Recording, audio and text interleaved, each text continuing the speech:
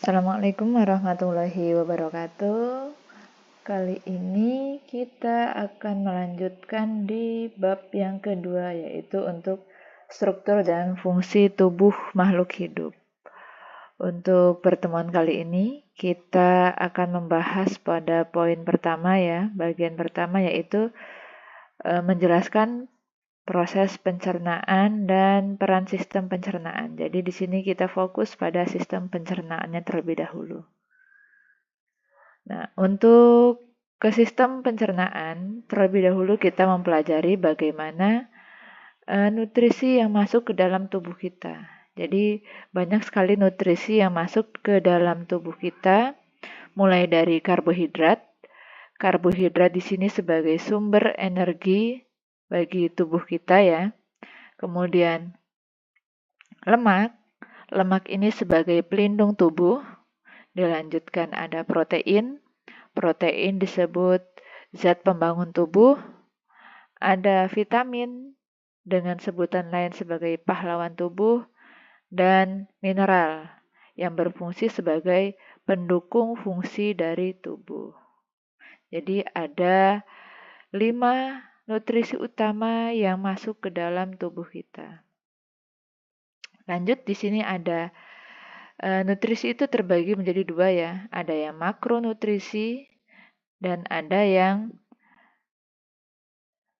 mikronutrien atau mikronutrisi. Makro itu berarti dibutuhkan oleh tubuh dalam jumlah besar. Apa contohnya? Karbohidrat, lemak, dan protein. Karena ketiga fungsi ini sangat vital bagi tubuh ya. Kemudian ada mikronutrisi, mikronutrien. Jadi ini dibutuhkan oleh tubuh dalam jumlah kecil. Jadi walaupun hanya sedikit yang dibutuhkan oleh tubuh, ini juga tidak kalah penting. Tetapi untuk vitamin dan mineral ini karena dibutuhkan oleh tubuh dalam jumlah kecil, jadi digolongkan ke mikronutrien. Ini sebagai pelengkapnya lah ya, vitamin dan mineral. Lanjut, untuk karbohidrat, pada bagian pertama kita membahas tentang karbohidrat. Di sini karbohidrat sebagai nutrisi utama yang memberikan energi terbesar bagi tubuh. Contohnya, nasi, roti, kentang, jagung, buah-buahan. Di sini buah-buahan yang berfokus pada pemberi energi bagi tubuh. Untuk karbohidrat, ini tergolong menjadi 2 ya. Ada karbohidrat sederhana, ada karbohidrat kompleks. Untuk karbohidrat yang sederhana, itu contohnya gula. Ini karbohidrat kan cenderung kita menafsirkan adalah sesuatu yang menghasilkan energi, terutama yang bersifat manis. Seperti halnya nasi. Jika kita makan nasi tanpa apapun gitu ya, nasi saja atau roti saja gitu kan ya, kita kunyah, lama-kelamaan akan terasa manis. Nah, di sini untuk gula itu digolongkan menjadi karbohidrat sederhana. Lanjut untuk yang karbohidrat kompleks. Di sini contohnya serat dan pati. Serat di sini jelas ya, yang dihasilkan oleh tumbuh-tumbuhan itu dia menghasilkan serat. Jadi serat di sini berfungsi sebagai penghasil energi juga. Pati atau tepung-tepungan itu dikaitkan dengan sesuatu yang mengenyangkan. Begitu ya untuk karbohidrat. Kita lanjut. Di sini ada contoh-contoh dari karbohidrat. Tadi sudah dijelaskan sebelumnya, ada nasi. Nasi itu dia pati ya. Selain pati dia juga tergolong glukosa. Roti, jagung. Nah, jagung di sini bisa digolongkan sebagai serat ya. Kentang ini juga digolongkan sebagai pati. Gandum itu juga bisa digolongkan sebagai serat. Umbi-umbian juga bisa digolongkan menjadi serat, pati, ataupun glukosa. Yang kedua yaitu lemak. Lemak fungsinya untuk pelindung tubuh, menjaga suhu tubuh agar tetap hangat dan memberikan energi. Jadi lemak itu sebagai penampung energi cadangan bagi tubuh gitu ya. Untuk lemak sendiri itu digolongkan menjadi dua jenis. Ada yang lemak nabati, artinya lemak yang bersumber dari hewan. Kemudian lemak hewani, yaitu lemak yang bersumber dari, yang lemak nabati bersumber dari tumbuhan, lemak hewani bersumber dari hewan. Contoh, minyak zaitun itu tergolong menjadi lemak nabati. Daging sapi ya lemak hewani. Alpukat itu lemak nabati dan mentega itu lemak hewani. Nanti kita akan membedakan apa itu mentega dan margarin. Kenapa mentega digolongkan ke dalam lemak hewani, nanti kita bahas lebih lanjut. Nah, di sini ya sudah diberikan contoh-contoh dari lemak. Alpukat, kaca, minyak zaitun, lemak daging itu contoh dari lemak yang nantinya akan membantu memberikan sumber energi cadangan bagi tubuh, melindungi organ tubuh, dan membantu penyerapan vitamin tertentu. Jadi nanti ada vitamin tertentu yang dapat dicerna oleh lemak.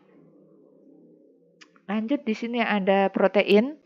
Nah, untuk protein ini sebagai si pembangun tubuh, karena protein itu berperan penting dalam proses pertumbuhan dan perbaikan sel-sel tubuh. Nah, untuk protein itu dibagi menjadi dua jenis atau digolongkan menjadi dua jenis, yaitu protein hewani dan protein nabati. Untuk yang hewani jelas protein yang berasal dari hewan. Contohnya daging, telur, susu, keju, yogurt itu protein hewani. Nah, untuk yang protein nabati, dia yang bersumber dari tumbuhan, ini contohnya kacang-kacangan ya. Biji-bijian, tahu, tempe, itu tergolong menjadi protein nabati. Nah, selanjutnya di sini ada vitamin. Jadi vitamin itu kan sebagai pahlawan tubuh tadi fungsinya ya. Vitamin ini digolongkan menjadi dua jenis. Ada vitamin yang larut dalam lemak. Ini contohnya vitamin A, D ya. Vitamin yang larut dalam lemak, artinya kalau larut dalam lemak, jika jumlahnya berlebih dalam tubuh, maka akan disimpan oleh tubuh dalam bentuk cadangan lemak. Vitamin A ini fungsinya sebagai fokus pada menjaga kesehatan mata, D membantu penyerapan kalsium, vitamin E sebagai antioksidan, K untuk pembekuan darah. Nah, untuk vitamin yang larut dalam air, ini artinya jika berlebih dalam tubuh, maka vitamin ini akan dikeluarkan oleh tubuh dalam bentuk keringat ataupun urin. Nah, ini contohnya vitamin B dan vitamin C. Vitamin C itu fungsinya untuk meningkatkan sistem imun atau kekebalan tubuh.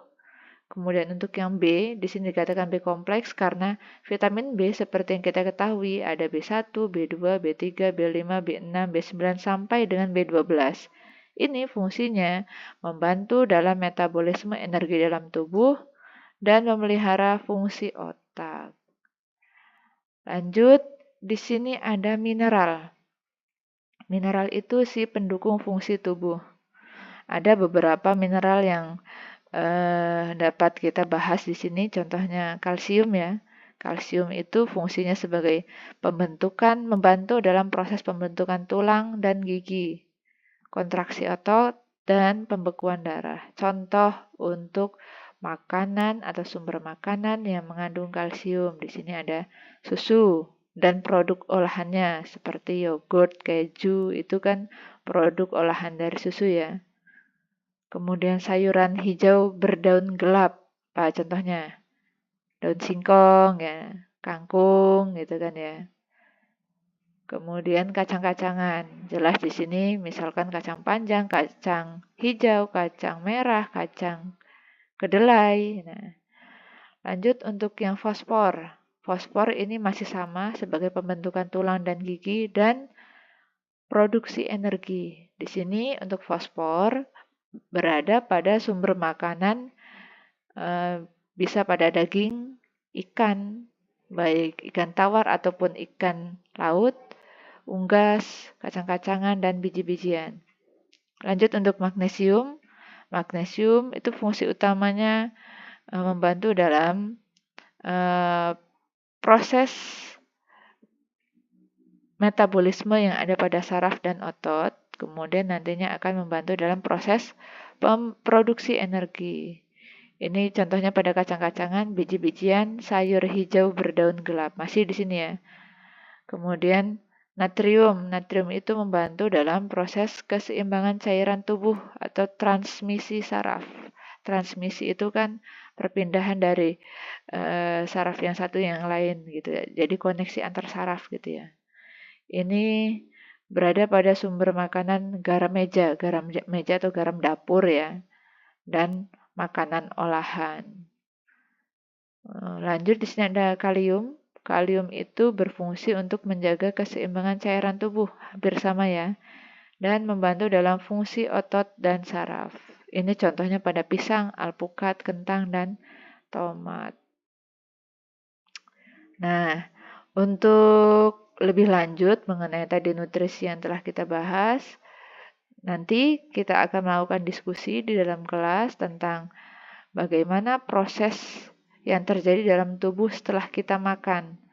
Kemudian apa yang dilakukan tubuh untuk mengolah makanan itu nanti akan dibahas lebih lanjut pada proses pencernaan makanan. Demikian untuk penjelasan awal mengenai nutrisi yang diperlukan oleh tubuh. Kita lanjutkan pertemuan berikutnya. Semoga kali ini ilmunya dapat bermanfaat. Saya Ira, wassalamualaikum warahmatullahi wabarakatuh.